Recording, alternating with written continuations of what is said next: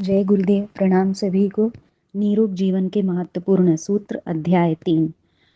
Last topic हमने जाना कि सब्जियों को कैसे हम सुखाकर रख सकते हैं, उसका तरीका बताया गया। आइए आज के टॉपिक की तरफ आगे बढ़ते हैं।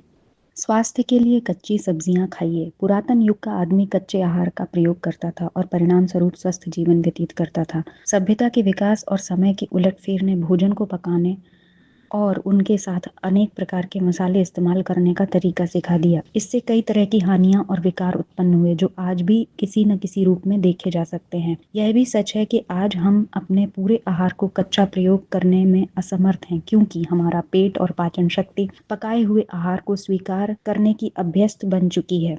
पर इस सच्चाई से इनकार नहीं किया जा सकता कि आहारिक लाभ प्राप्त करने की दृष्टि से कच्चे आहार, विशेषकर फल और हरी तरकारियां अधिक लाभदायक हैं, क्योंकि उनमें खनिज द्रव्य तथा विटामिन्स जो पकाने से नष्ट हो जाते हैं अधिक मात्रा में पाए जाते हैं। भली प्रकार स्वस्थ बने रहने के लिए यह आवश्यक है कि थोड़ी बहुत कच्ची सब्जी प्रतिदिन प्रयोग की जाए। ऐसी तरकारियां जिन्हें प्रतिदिन कच्चा खाया जा सकता है निम्न प्रकार हैं। गाजर कहने को बहुत सस्ती और साधारण तरकारी है, किंतु अपने आप में विटामिन्स का भंडार है। इसमें विटामिन्स ए, बी, सी, फौलाद, चूना, निशास्ता और चीनी आदि पाए जाते हैं। शारीरिक विकास के लिए अत्यंत उपयोगी सब्जी है। गाजर के रस में एक विशेष प्रकार का शक्तिप्रद तत्व है जो शरीर में स्वच्छ खून उत्पन्न करने में अद्वितीय है। गाजर के प्रयोग से आंखों की ज्योति भी तीव्र होती है। टमाटर। हरी तरकारी में टमाटर सर्वाधिक उपयोगी है। इसके इस्तेमाल से शरीर में खून की वृद्धि होती है। इसमें फौलाद की मात्रा अधिक होती है, जिससे शरीर में रोगों का मुकाबला करने की शक्ति बढ़ती है। टमाटर कब्ज को भी दूर करता है, आंतों की बीमारियों में लाभ पहुंचाता है। टमाटर बच्चों के प्रतिपालन और उनके दांत मजबूत बनाने में अत्यंत उपयोगी है। स्त्रियों में इसके इस्तेमाल से दूध की वृद्धि होती है और दूध पीने वाले बालकों को ऐसी माताओं का दूध स्वस्थ और सशक्त बनाता है। मूली भोजन को शीघ्र पचा देती है, किंतु स्वयं देर में पचती है। मूली को पचाने के लिए उसके पत्तियां अवश्य खानी चाहिए। मूली बवासीर, पीलिया, गुर्दे और मूत्राशय की पथरी, तिल्ली, दमा, रज और पेशाब की रुकावट में अत्यंत लाभदायक है। चुकंदर जिगर को शक्ति तथा मस्तिष्क को तरावट पहुंचाता है।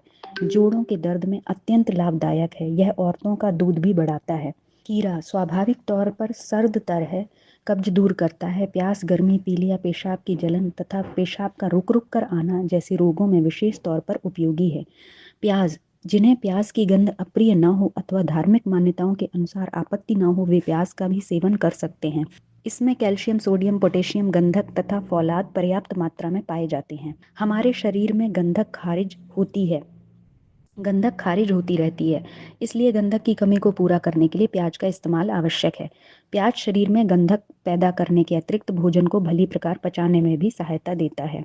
ककड़ी यह फल का फल है और सब्जी की सब्जी प्यास, गर्मी और पेशाब की जलन को दूर करती है। हरी तरकारियों को सावधानी से पकाने पर भी उनके विटामिन कुछ न कुछ अवश्य नष्ट हो जाते हैं।